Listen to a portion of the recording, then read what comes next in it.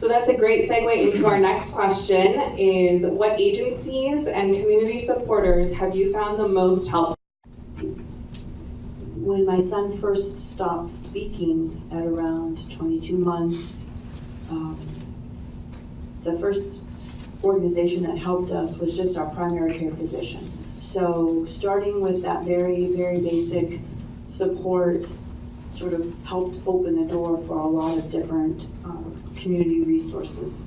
And Help Me Grow was there for us and did home visits with us when Yusuf was a toddler. Also, our school district had a special needs preschool, which he was able to attend since he turned 3 and was there till after he turned 6 even. And our school district is the Euclid School District, and they have been nothing but supportive of his journey ever since he started going to this preschool program. The Positive Education Program was also there for us with the Early Childhood Center, which is no longer a community resource that's available for parents and their children. But what was important by going there was the fact that it included parental participation, and that was really key for us to understand how to manage complicated and challenging behaviors, and how to reinforce the behaviors that you wanted to see, and to kind of eliminate the behaviors that were negative and not helpful at all in the course of the day, and really for obstacles to having a happy and satisfying relationship with our child. So there have been a lot of supports, and also Monarch has been instrumental in Yusuf's success.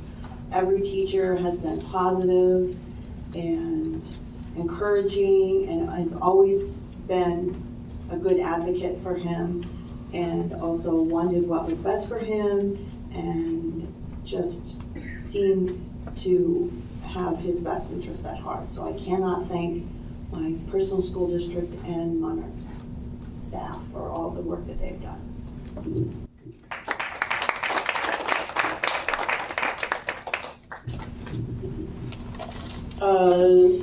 DVR was one of the greatest sources I went through, and they had sent me to this place called Leap, and with Leap, it's a really good process. It makes you, it just that they just do all the paperwork and you just sit there and nothing. They make you help you work for it too. It's like you go online and it's like I do the tab, you do the tab. You have to fill out the application, and we can work on going through the rest. And I like it, but that's one thing. Now I have a job at the YMCA.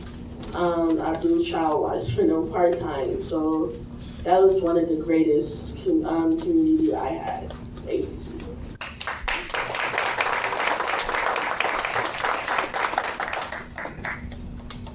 Peru Vocational Rehabilitation, or BVR, has also been one of the greatest resources for me.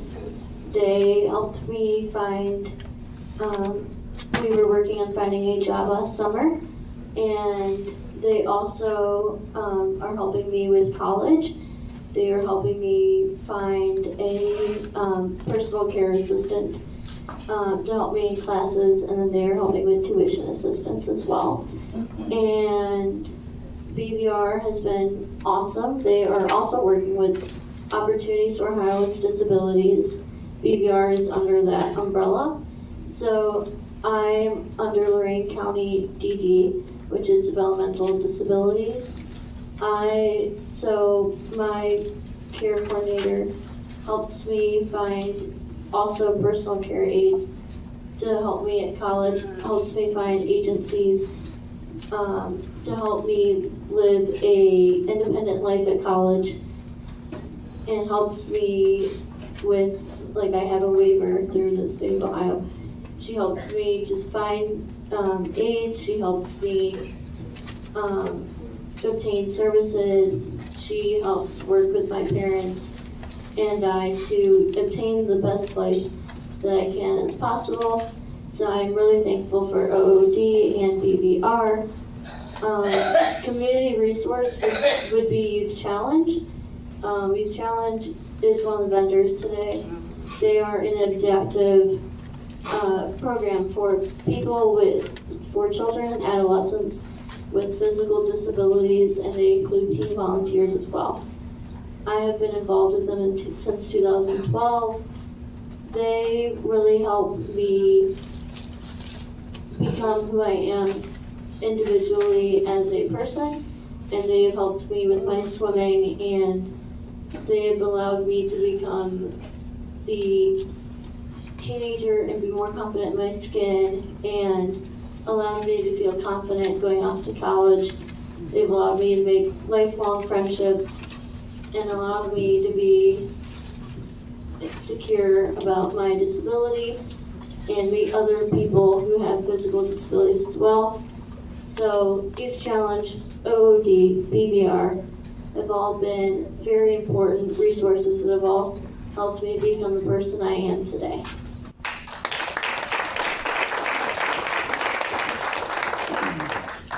The next thing we'd like to know is what has been your biggest setback when transitioning into adulthood, and how have you handled it, or how are you handling it? The biggest setback was not getting a phone call back from all the application I did, or never getting called for interviews, and that was one of the biggest setback ever because,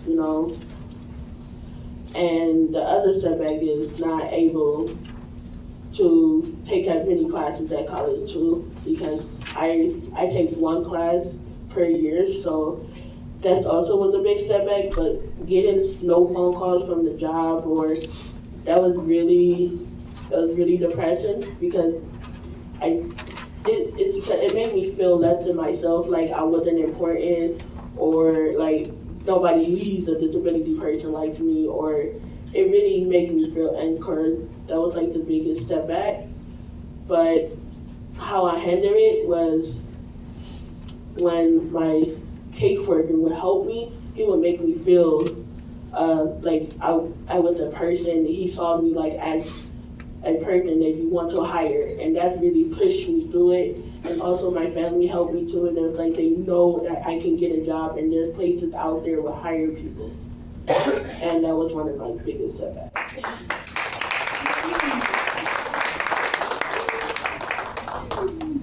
The biggest setback for me is finding agencies that will do, so I have a certain medical need that needs a certain training, and we had to find a certain nurse with the right qualifications to do it.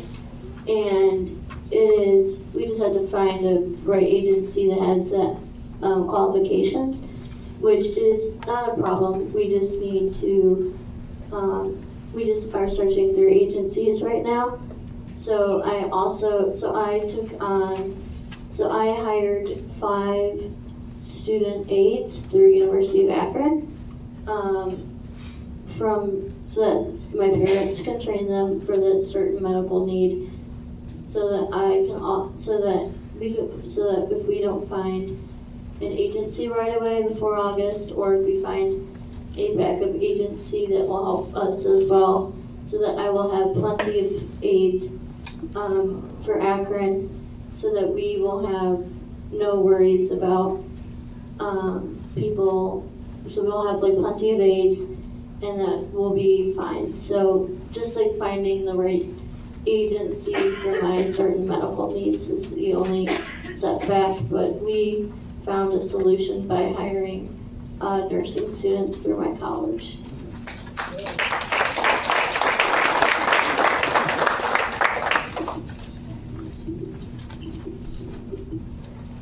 I think that the biggest setback that we experienced was when my son displayed some very inappropriate sexualized behavior in the community.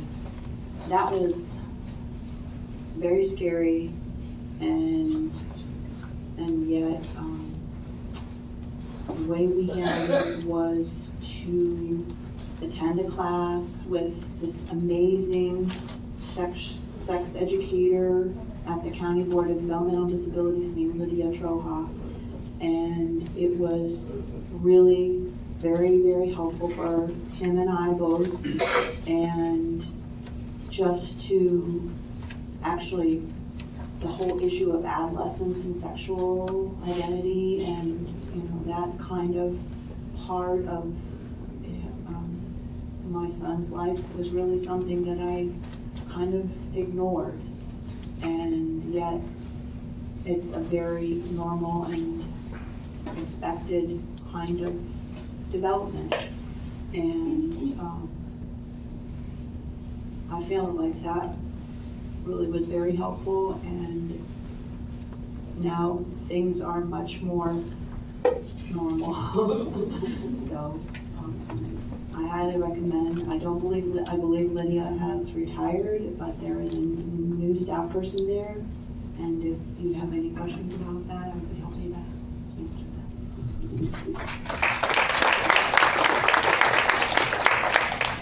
that. Our final remarks, and then if we have a couple of minutes, I'll open up some questions, just a couple of questions to our panel. But our final remarks, we'd like any advice that you may have to anyone that's just starting their transition process into adulthood. This is an amazing event. My son and I have been at previous events, once when it was at the East Side at Notre Dame College. I see a lot of younger faces here, so I just learn everything you can, know what you like, and like you said, keep advocating for yourself, and make sure that you don't settle for less than what you want.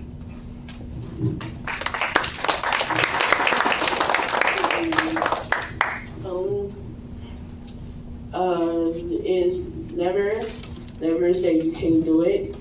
There's always a way you can do it.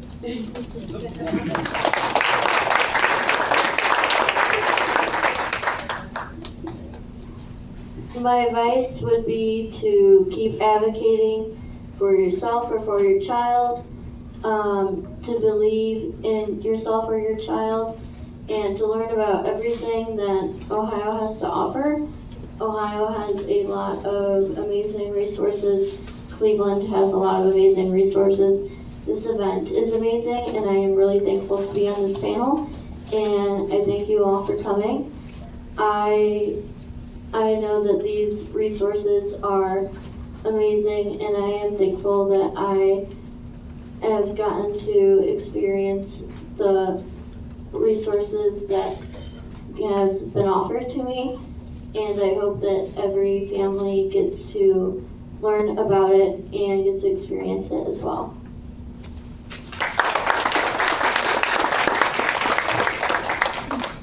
Does anyone have any questions for our panel? We have a few minutes left, and I'll kind of review what's up next in our program. Are there any questions? I don't have a question, but I do have a I'm just going to comment. bring you the microphone.